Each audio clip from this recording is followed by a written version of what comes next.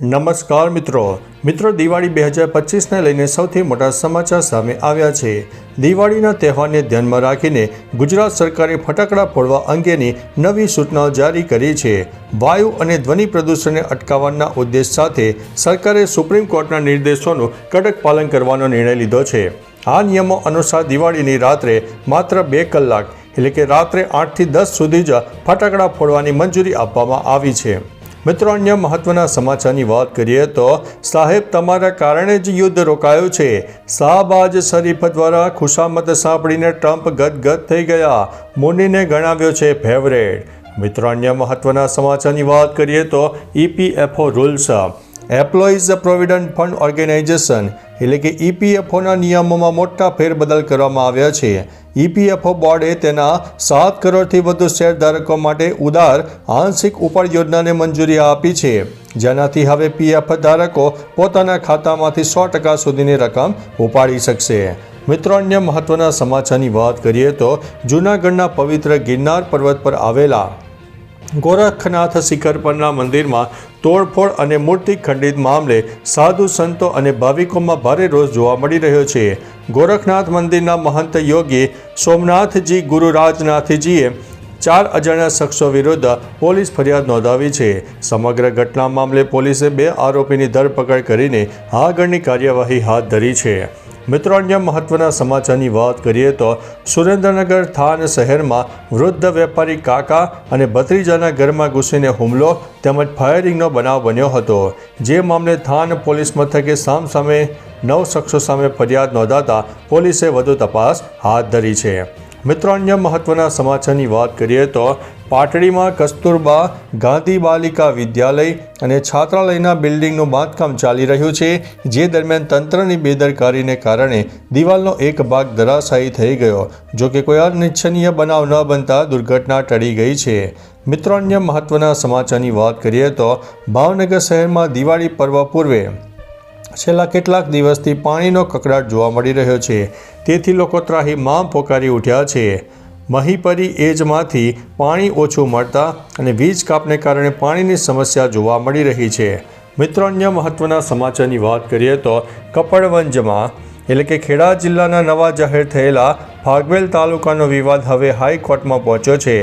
ફાગવેલ તાલુકો જાહેર કરવા સાથે મુખ્ય મથક કાપડી વાવની જાહેરાતનો વિરોધ થયો છે।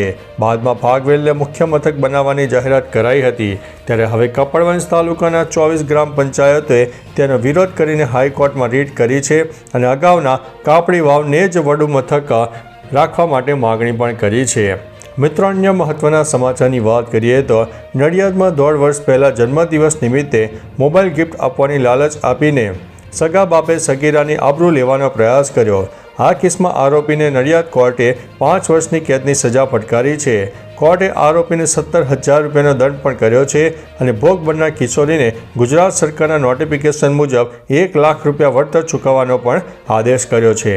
મિત્રો, અન્ય મહત્વના સમાચારની વાત કરીએ તો ભાવનગરમાં દિવાળીનો પર્વ દરમિયાન કાયદો વ્યવસ્થા જળવાય તે માટે ભાવનગર પોલીસ દ્વારા બંદોબસ્ત ગોઠવવામાં આવ્યો છે।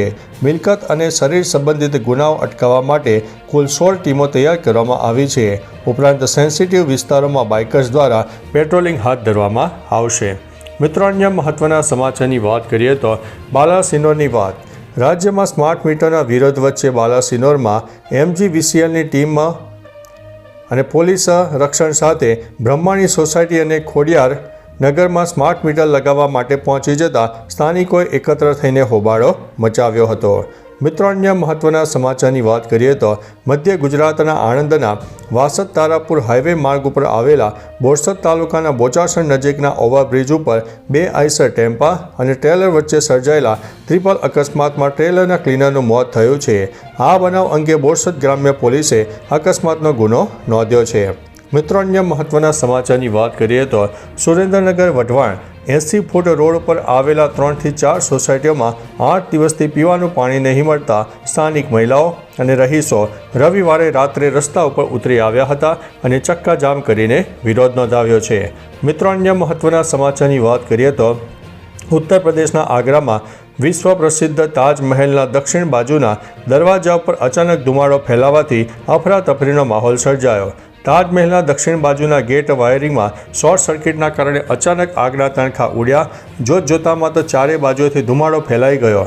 જોકે તે સમયે સ્થળ ઉપર હાજર કર્મચારીઓએ તરત જ ભારતીય પુરાતત્વ સર્વેક્ષણના અધિકારીઓ અને ટોરેન્ટ પાવરને જાણ કરી હતી. પાવર સપ્લાય બંધ કરવામાં આવ્યો છે. મિત્રો, અન્ય મહત્વના સમાચારની વાત કરીએ તો મેક્સિકો સિટીની.